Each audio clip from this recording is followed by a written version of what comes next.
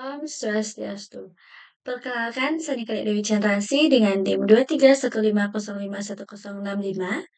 Dan pada kesempatan kali ini, saya akan menjelaskan yang pertama yaitu mengenai struktur folder dari aplikasi Stockin, serta beberapa code utama yang memiliki peran penting dalam pengembangan dan jalannya aplikasi Stockin. Nah, penjelasannya difokuskan pada komponen inti yang mempengaruhi autentifikasi dan pengelolaan data stok serta integrasi layanan Firebase-nya. Yang pertama, untuk penjelasan struktur folder aplikasi.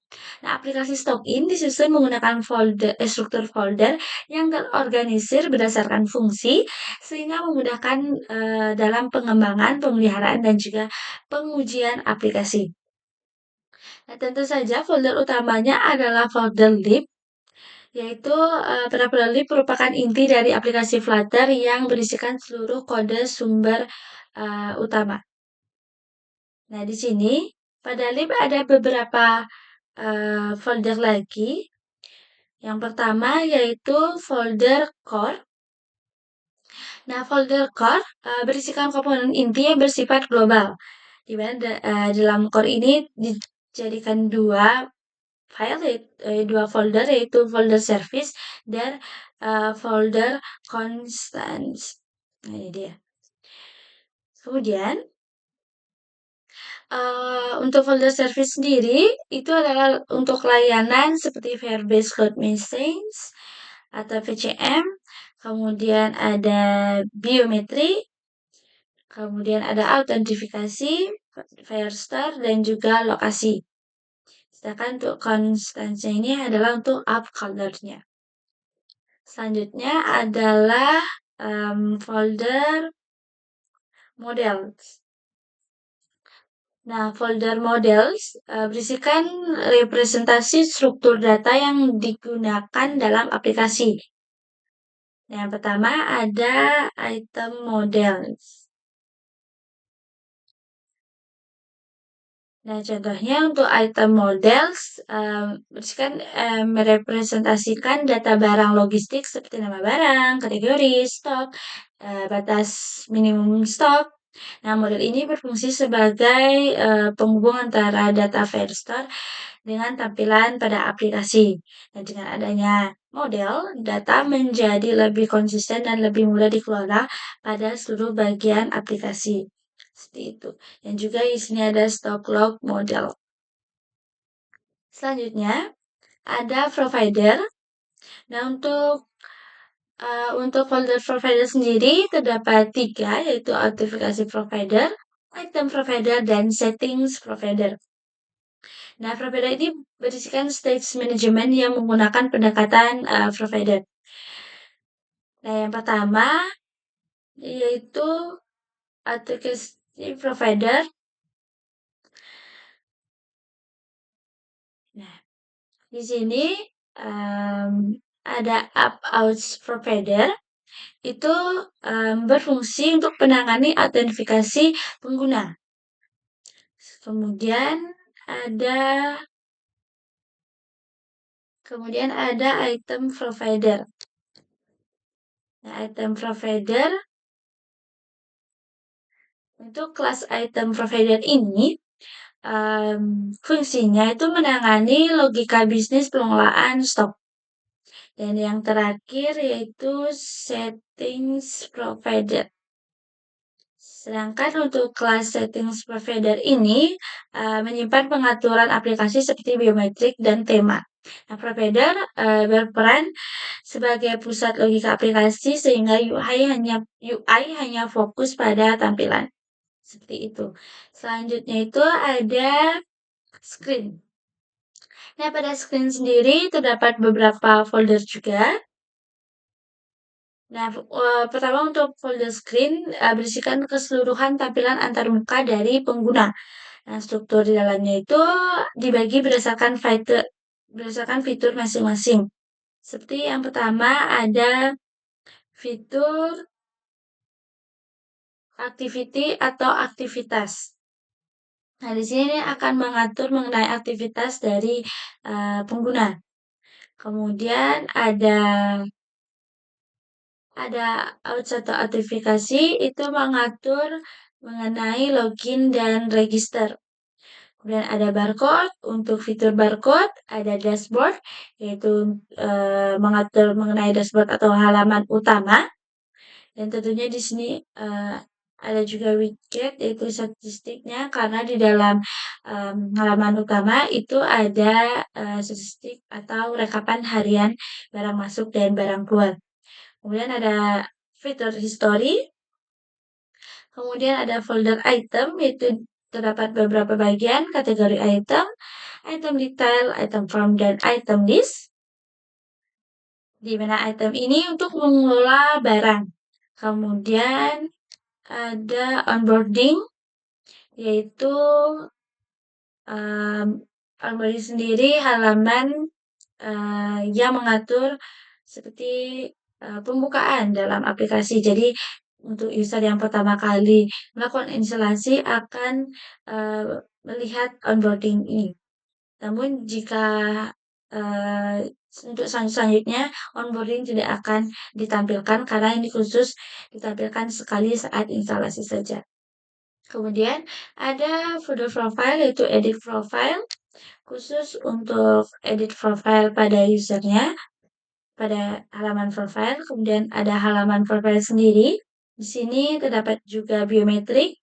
Jadi untuk biometrik, jika user ingin login dengan sidik jari atau Face ID, dia akan mengaktifkan terlebih dulu pada halaman profile, yaitu ada button biometriknya. Seperti itu. Ada juga mode gelap dan terang. Selanjutnya itu ada splash screen yang pertama kali terlihat halaman pertama kali saat user membuka aplikasinya.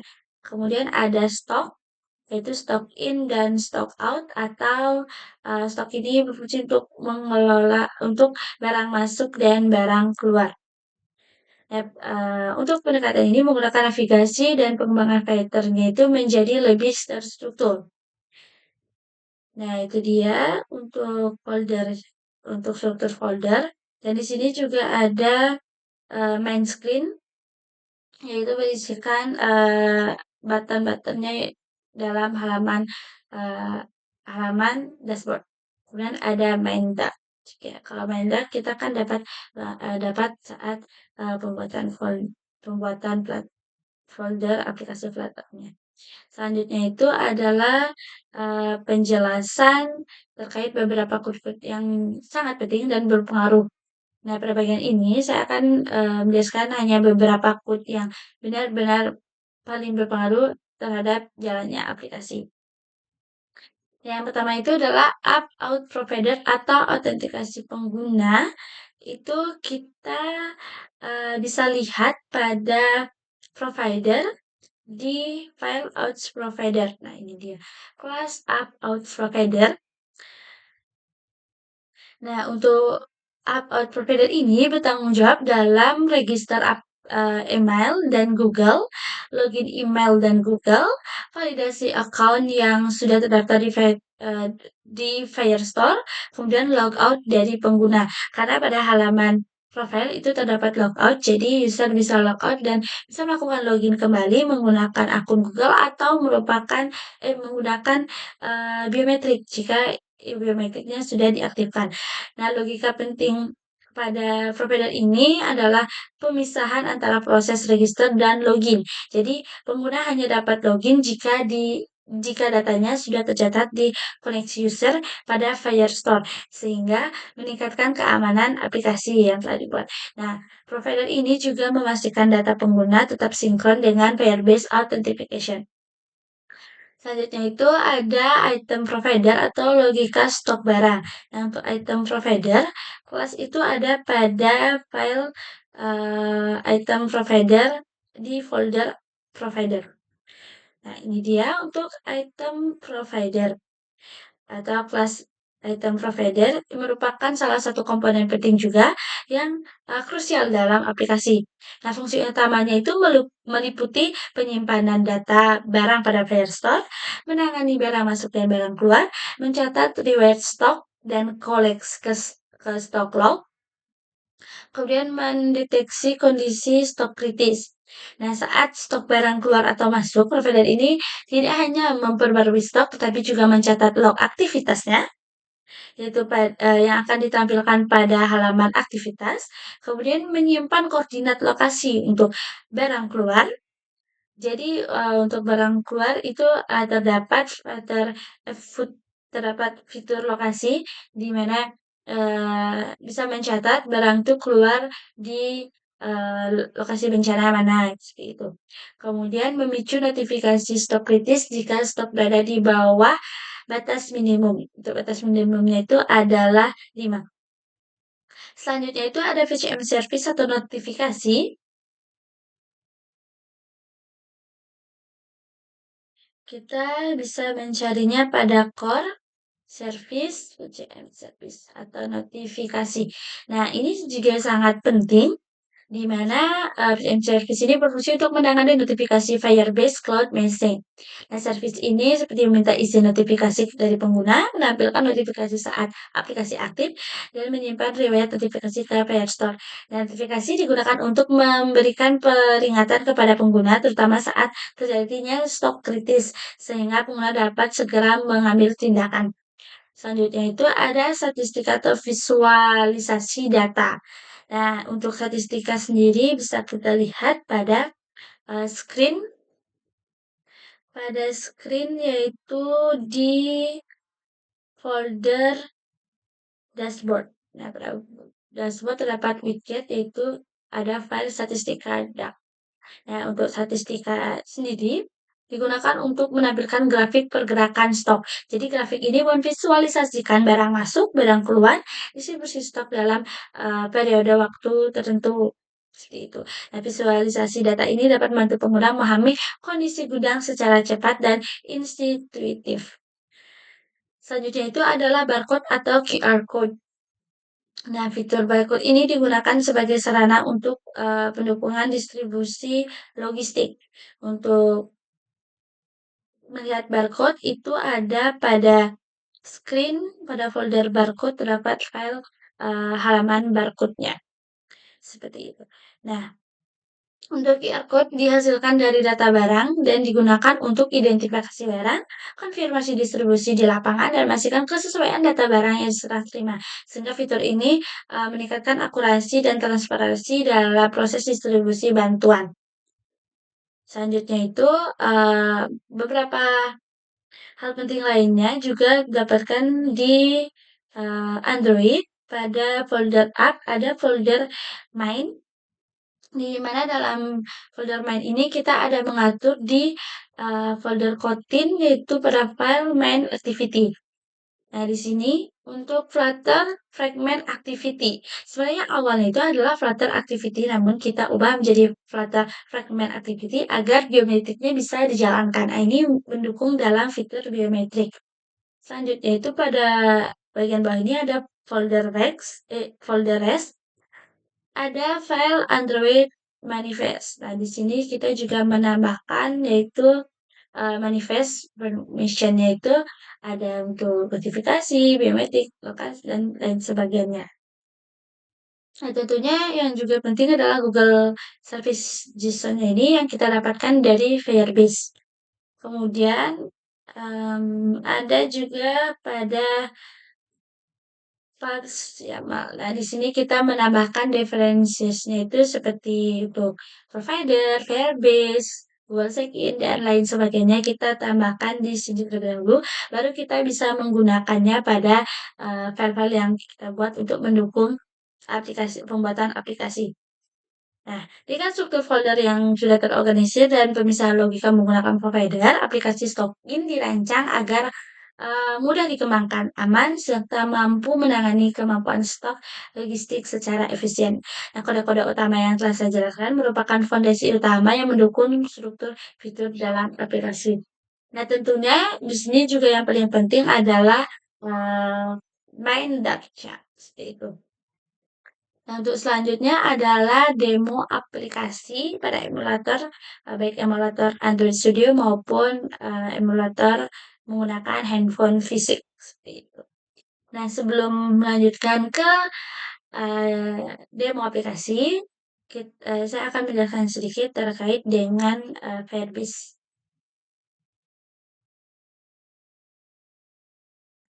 Nah, di sini untuk authentication yang sudah dijelaskan sebelumnya, ada menggunakan sign-in method yaitu Google. Jadi user bisa login otomatis menggunakan akun Google. Nah, di sini juga ada akan terlihat user-user yang telah login. Kemudian ada Firestore Database, ini yang paling banyak digunakan, yaitu karena menyangkut pada pengelolaan barang. Kemudian ada meshing atau VCM di sini. Nah, ini dia untuk stok kritis untuk pengaturan notifikasinya. Kemudian itu saja untuk Firebase. Selanjutnya kita akan melakukan demo aplikasi menggunakan handphone fisik. Seperti itu. Nah, selanjutnya untuk demo aplikasi, yang pertama akan kita lakukan adalah instalasi aplikasinya.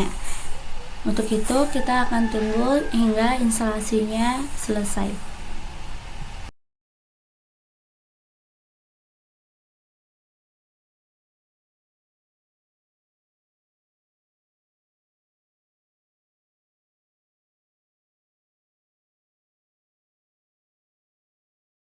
Nah, jika sudah selesai instalasinya, selanjutnya kita akan buka aplikasinya. Nah, di sini yang pertama kali muncul adalah splash screen-nya. Selanjutnya ada onboarding, di mana pada onboarding ada 3 halaman dan onboarding hanya muncul sekali saat instalasi pertama kali. Setelah itu ada halaman login. Nah, di sini jika pengguna langsung login tanpa registrasi itu tidak akan bisa. Namun kita akan coba saja untuk memilih akun.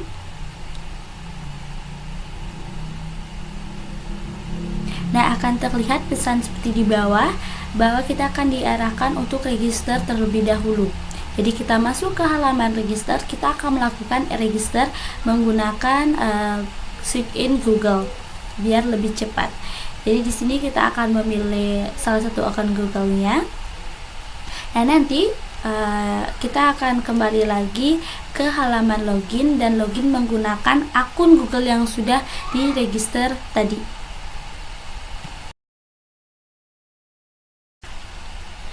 Nah, jika sudah berhasil login, nanti kita akan langsung diarahkan ke halaman utama atau dashboard.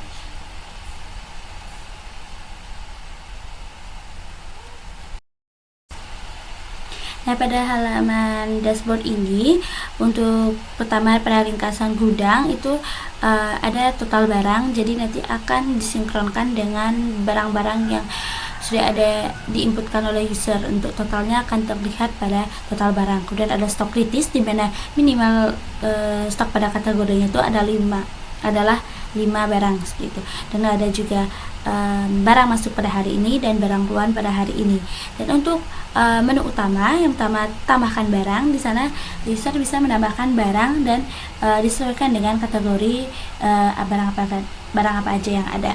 Nah, di sini yang pertama jika masuk ke halaman barang ada menambahkan nama barang, kemudian memilih kategori barang tersebut masuk ke kategori yang mana, dan juga ada masukkan stok awal atau stok barang yang ditambahkan seperti itu.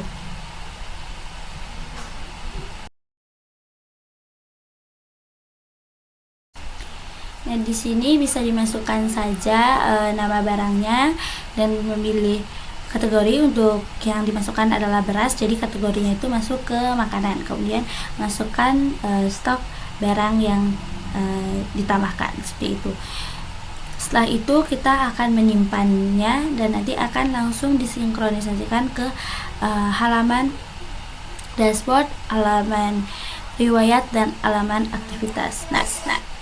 Nah, di sini bisa terlihat kalau total barang sudah masuk, ada tambahan, dan juga barang masuk hari ini juga sudah diinputkan sinkron dengan tambahan barang yang telah tadi ditambahkan oleh user. Kemudian kita akan tambahkan beberapa barang lainnya.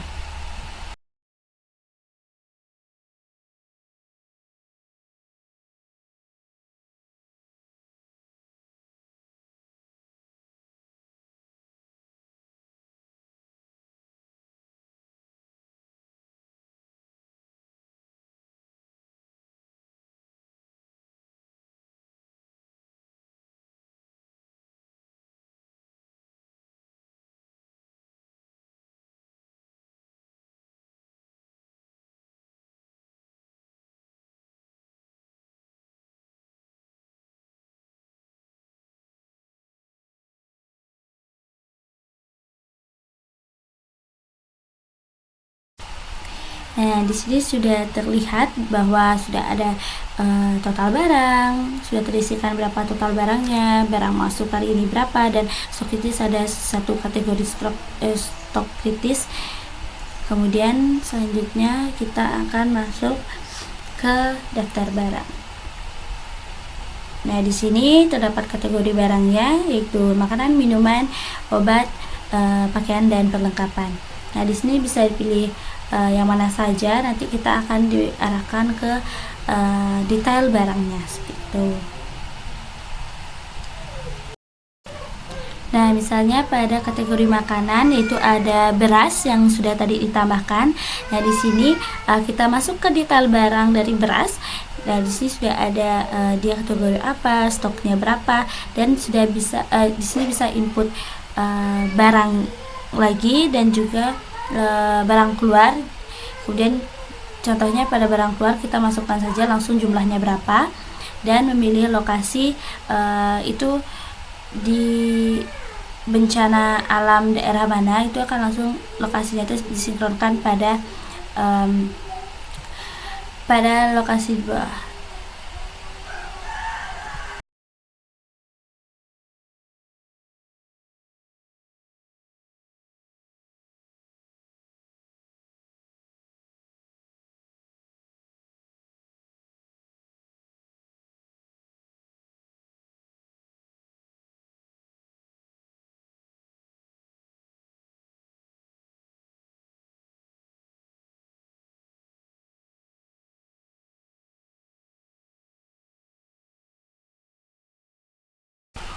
Nah, dengan begitu totalnya itu akan langsung disinkronkan. Di sini sudah dikurangi untuk stoknya.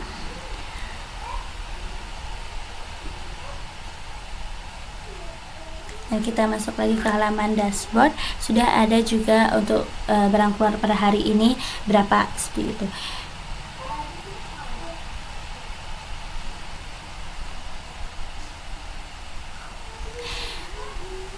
Nah, di sini juga untuk statistik stok barangnya sudah terlihat. Untuk hijau itu barang masuk, untuk yang merah itu adalah barang keluarnya.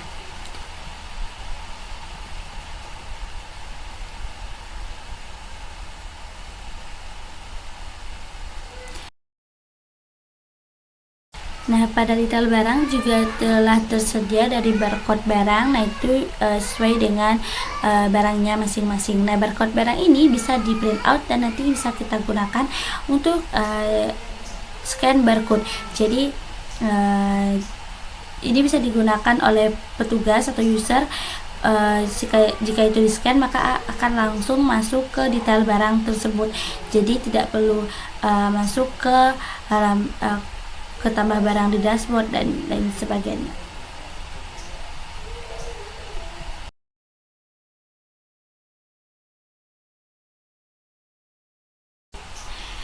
Nah, itu jika detail barangnya. Selanjutnya kita akan mencoba scan barcode dari barang tadi. Kita klik menu barcode dan pastikan bahwa aplikasi mendapatkan izin untuk membuka kamera. Nah, kita akan scan barcode-nya. Nah, ini akan diarahkan ke detail barang dari barcode tersebut.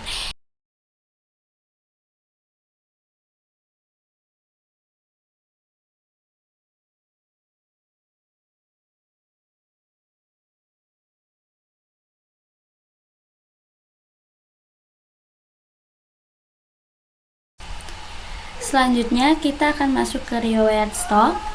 Nah, di sini sudah terlihat untuk kategorinya masih semua, jadi kita belum milih kategorinya khusus. Nah, misalnya kita milih kategorinya makanan, maka dia akan mengeluarkan reward stock dari makanan tersebut. Ada barang keluarnya berapa, masuknya berapa, seperti itu.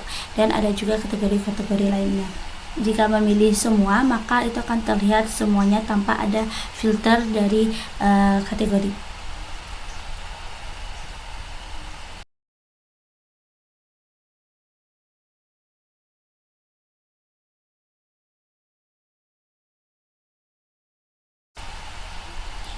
Selanjutnya kita akan masuk ke halaman aktivitas. Jadi di sini akan terlihat aktivitas dari pengguna. Jam berapa melakukan input barang, jam berapa barangnya keluar, dan lain sebagainya. Itu sudah disinkronisasikan dengan tambah barang dan detail barang. Selanjutnya kita masuk ke halaman akun atau profile.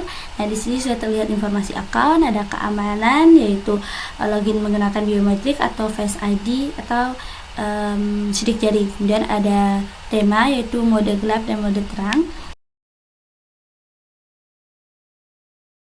Ini tampilannya jika menghidupkan mode gelap. Nah, ini bisa membantu pengguna agar jika di malam hari membuka aplikasinya tidak terlalu cerah layar handphonenya. Selanjutnya bisa dikembalikan lagi ke mode terang juga.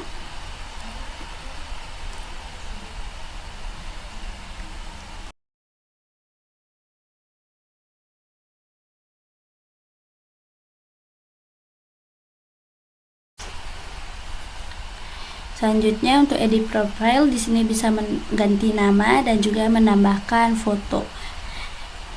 Dan kemudian ada logout juga. Jadi di sini user bisa logout dan bisa login kembali juga nantinya. Nah, ini untuk informasi tentang aplikasinya. Kemudian login menggunakan biometrik. Nah, jika sudah mengaktifkan login menggunakan biometrik, kita akan logout dan nanti kita akan login kembali menggunakan sidik jari atau Face ID. Dan ini bisa digunakan jika perangkat mendukung. Nah, di sini kita bisa melakukan login dengan sidik jari saja.